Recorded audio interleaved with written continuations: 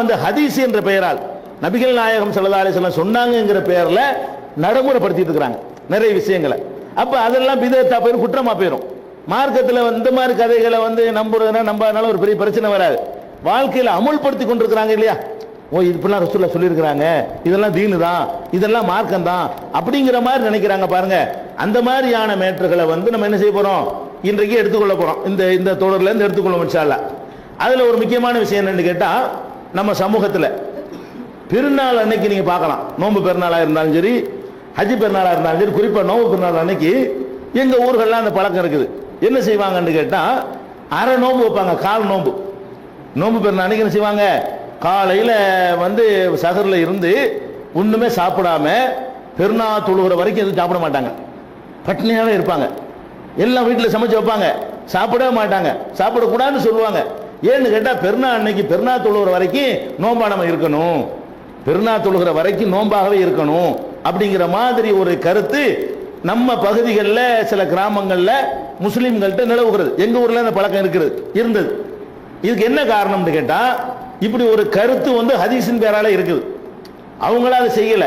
ரசூல் ஸல்லல்லாஹு அலைஹி வஸல்லம் சொன்னதாக ஒரு பொய்யான செய்தி இருக்கிறது. எப்படி இருக்குன்னு கேட்டா, மன் சாம சபீஹத்த யௌமில் ஃபித்ரி, நோன்பு பெருநாளுடைய காலை நேரத்தில் யார் நோன்பு வைக்கிறாரோ, நோன்பு பெருநாள் வரைக்கும் தொழுகிற வரைக்கும், அதாவது சுபுகுல இருந்து பெருநாள் தொழுகிற வரைக்கும் ஒரு டீ கூட குடிக்க கூடாது, ஒரு தண்ணி கூட குடிக்க கூடாது, எந்த பலகாரம் செஞ்சாலும் தொட்டு கூட பார்க்க கூடாது.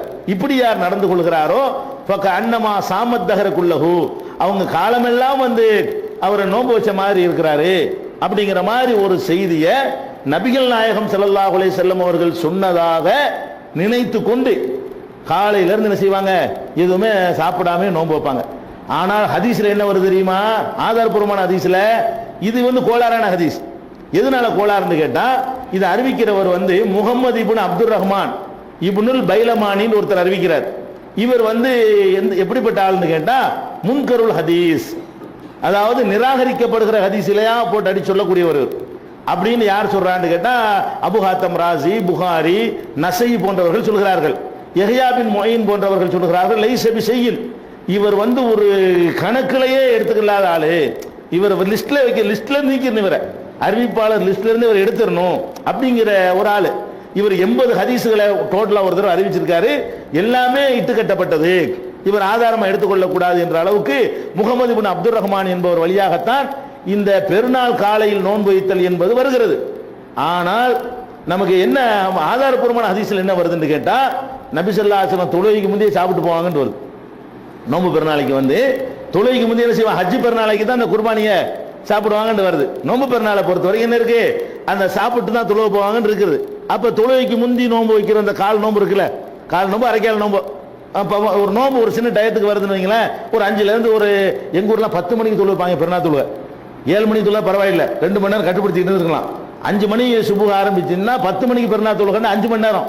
பெருநாள் நல்ல நாளும் பெரிய நாளும் சந்தோஷமா இருக்க வேண்டிய நாள், திங்கிற நாள், ஐயாம அக்லின் ஒரு சுர்பின், உண்ணுகிற பருகுகிற நாள் என்றெல்லாம் ரசூல் ஸல்லல்லாஹு அலைஹி வஸல்லம் சொன்னாங்களே. அந்த நாள்ல ஒரு 5 மணி நேரத்தை, அதாவது அந்த பகல்ல வந்து பாதியாச்சில் இருக்கக்கூடிய கால் நோம்போட 1/3 நோம்பு, 3 ஒரு பங்கு நோம்பு, இப்படி நோன்பு வைத்துக் கொண்டிருக்கிறார்கள். இது ஆதாரமற்ற ஒரு செய்தி. அந்த 5 நாள்ல நோன்பு வைப்பதற்கு நமக்கு தெளிவான தடையே இருக்கிறது. இப்படி ஒரு கதை இருக்கிறத பார்க்கிறோம்.